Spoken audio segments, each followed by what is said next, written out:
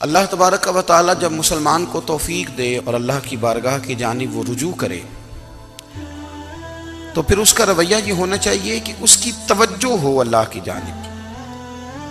ہمارے ہاں تسبیحات پڑھ لی جاتی ہیں اگر کبھی موقع ملے، لیکن وہ خاص انہماک، وہ خاص شوق، وہ خاص ذوق اللہ تبارک و تعالیٰ کی عبادت کا. ایک ہوتا ہے نماز پڑھنا، ایک ہوتا ہے اہتمام کے ساتھ نماز پڑھنا، یعنی ذرا وقت پہ اٹھنا، ذرا صحیح کر کے وضو کرنا، ذرا شوق سے مصلی بچھانا.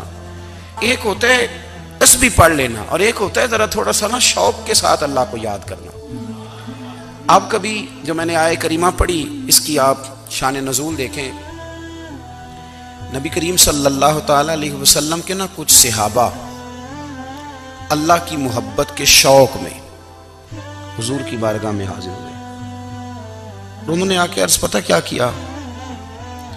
عرض کرنے لگے یا رسول اللہ صلی اللہ تعالی علیہ وسلم سالوں بیت گئے ہیں سجدے کرتے ہوئے، حضور سالوں بیت گئے ہیں تسبیح پڑھتے ہوئے، سالوں بیت گئے کہتے ہوئے کہ سبحان اللہ وہ پاک ہے، ہمیں سالوں بیت گئے یہ کہتے ہوئے کہ اللہ اکبر وہی سب سے بڑا ہے، سالوں بیت گئے کہتے ہوئے کہ الحمدللہ ساری تعریفیں اللہ کے لیے، سالوں بیت گئے اس کی تسبیح کرتے، تحلیل کرتے، تکبیر کہتے.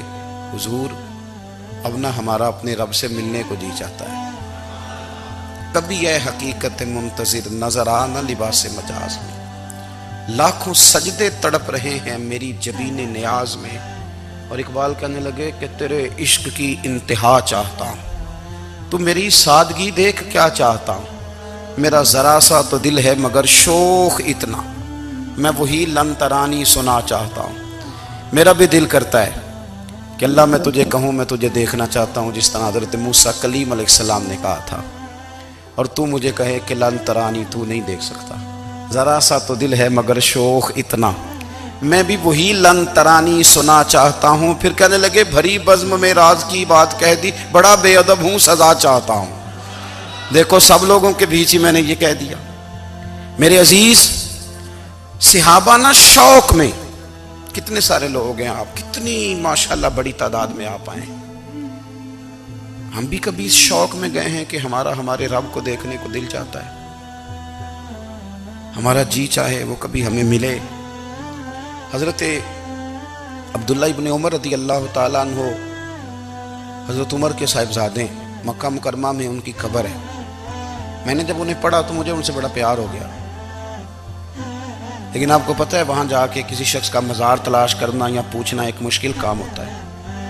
تو ایک دفعہ میں مکہ شریف میں حاضر تھا تو ایک گاڑی والا ڈرائیور مجھے کہنے لگا کہ مولانا میں آپ کو جانتا ہوں، مجھے آپ سے محبت ہے، ایک بات بتاؤں آپ کو. میں نے کہا بتاؤ. کہنے لگے حضرت عبداللہ ابن عمر کی قبر دیکھنی ہے.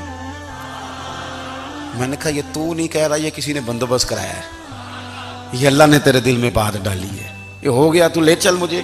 حضرت عبداللہ ابن عمر کو نبی پاک نے فرمایا تھا راجل صالح، یہ نیک بندہ ہے، یہ متقی آدمی. حضرت عبداللہ ابن عمر رضی اللہ تعالیٰ عنہ سیدنا فاروق اعظم رضی اللہ تعالیٰ عنہ کے صاحبزادے ہیں، اور ان کی ہمشیرہ سیدہ حفصہ رضی اللہ تعالیٰ عنہ حضور کی زوجہ محترمہ. ایک دن اپنی ہمشیرہ سے کہنے لگے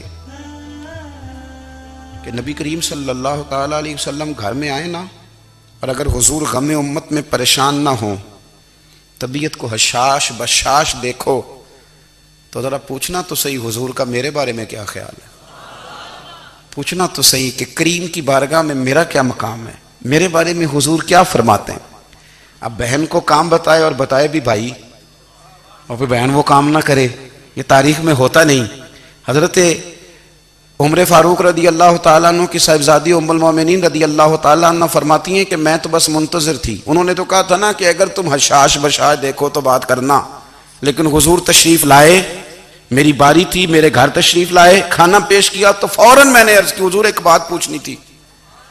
تو حضور نے فرمایا پوچھئے. میں نے عرض کی حضور میرے بھائی عبداللہ ابن عمر کے بارے میں آپ کا کیا خیال ہے؟ نوجوانوں میری بات پہ غور کرنا، میرے بھائی کے بارے میں آپ کا کیا خیال ہے؟ تو نبی کریم صلی اللہ تعالیٰ علیہ وآلہ وسلم نے میری طرف دیکھا اور پھر حضور زیر لب تھوڑا مسکرائے. اور بریلی کے امام کہتے ہیں کہ حضور مسکرا دیتے تھے نا تو جو بڑا دکھی ہوتا تھا وہ بھی ہنس پڑتا تھا. اب سوال پیدا ہوتا تھا کہ پھر تو اس مسکراہٹ کے لیے انتظار کرنا پڑتا ہوگا کئی کئی مہینے کہ حضور مسکرائیں تو رونے والے ہنسیں، تو اعلیٰ حضرت فرماتے نہیں، انتظار نہیں کرنا پڑتا، یہ مسکراتے رہنا تو حضور کی عادت ہے۔ جس کی تسکین سے روتے ہوئے ہنس پڑے اس تبسم کی عادت پہ لاکھوں سلام۔ یعنی یہ تو عادت ہے حضور کی مسکراتے رہنا، اس کے لیے انتظار نہیں کرنا پڑتا۔ بھائیو آپ خیال رکھیں گے، غور کریں گے، حضرت عبداللہ ابن عمر رضی اللہ تعالیٰ عنہ کے بارے میں پوچھا تو سیدہ فرماتی ہیں کہ نبی کریم صلی اللہ تعالیٰ علیہ وسلم نہ زیر لب مسکرائے اور فرمائے حفصہ تیرا بھائی ہے تو اچھا، لیکن میں نے سنا ہے کہ عشاء کی نماز پڑھتا ہے تو فجر تک سویا ہی رہتا ہے۔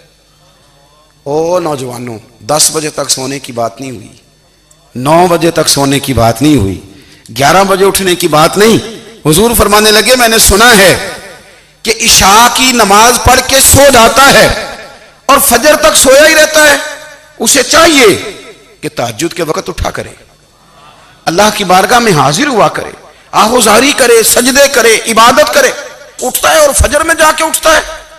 حضرت جناب حفصہ رضی اللہ تعالیٰ عنہ کہتی ہیں میں نے جناب عبداللہ ابن عمر کو پیغام دیا اور میں نے کہا میرے جوان بھائی سن، نبی پاک نے فرمایا ہے تو اچھا پر تہجد میں نہیں اٹھتا، نفل نہیں پڑھتا۔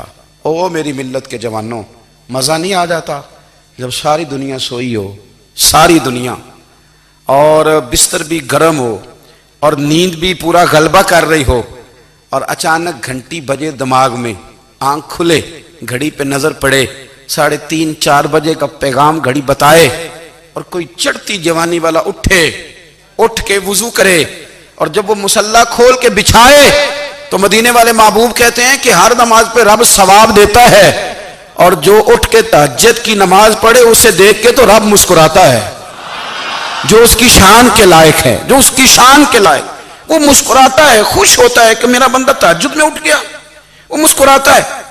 کاش ہماری صبحیں کبھی اپنے مالک کے نام ہو جائیں۔